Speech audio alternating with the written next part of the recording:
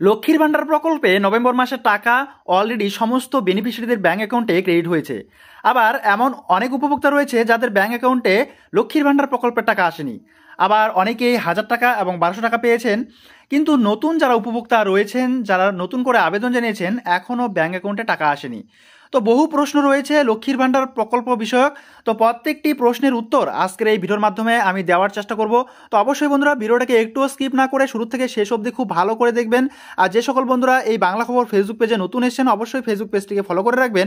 পরবর্তী এই ধরনের প্রয়োজনীয় এবং অতি গুরুত্বপূর্ণ স্কিমের আপডেটগুলো সময় সময় সবার আগে পাওয়ার জন্য। তাহলে চলুন বন্ধুরা দেরি না করে শুরু করা যাক আজকের বিষয়।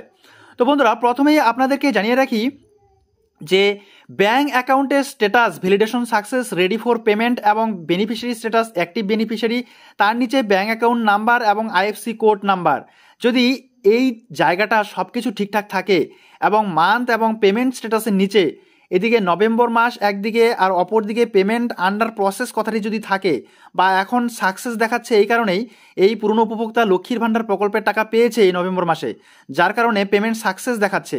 আপনারা দেখতে পাচ্ছেন এইখানটায় আমি জুম করে দেখাই, পেমেন্ট সাকসেস দেখাচ্ছে। তো আপনাদের যাদের যাদের নভেম্বর মাস এবং এই জায়গাটায় পেমেন্ট সাকসেসের জায়গায় পেমেন্ট আন্ডার প্রসেস কথাটি দেখাচ্ছে, তো আপনারা কিন্তু নিশ্চিন্তভাবে এই লক্ষ্মীর ভান্ডার প্রকল্পের টাকা নভেম্বর মাসেই পাবেন। তবে আপনাদেরকে জানিয়ে রাখি এই লক্ষ্মীর ভান্ডার প্রকল্পের টাকা কিন্তু কয়েকটি ধাপে ধাপে দেওয়া হয়।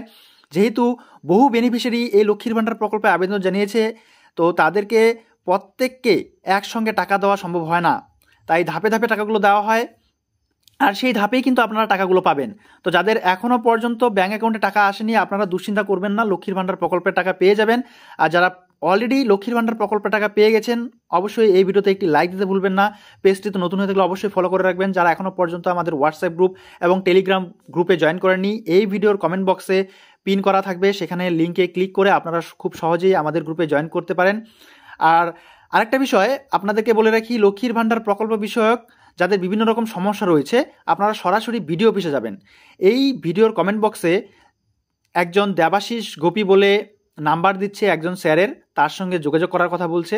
অনেকের কাছ থেকেই নাকি সেই নাম্বারে কল করে আপনাদের কাছ থেকে টাকা চেয়ে 100 টাকা 200 টাকা এরকম করে সমস্যার সমাধান করে দেওয়ার কথা বলে টাকা নিয়েছে, কিন্তু সমস্যার সমাধান করা হয়নি। তো বন্ধুদেরকে জানিয়ে রাখি, এই ফাঁদে পা দিবেন না, ঠিক আছে? এটা অনলাইন ফ্রড হচ্ছে এখন। কমেন্ট বক্সে কমেন্ট করে নাম্বার দিচ্ছে, তো আপনারা সেখানে কল করবেন না।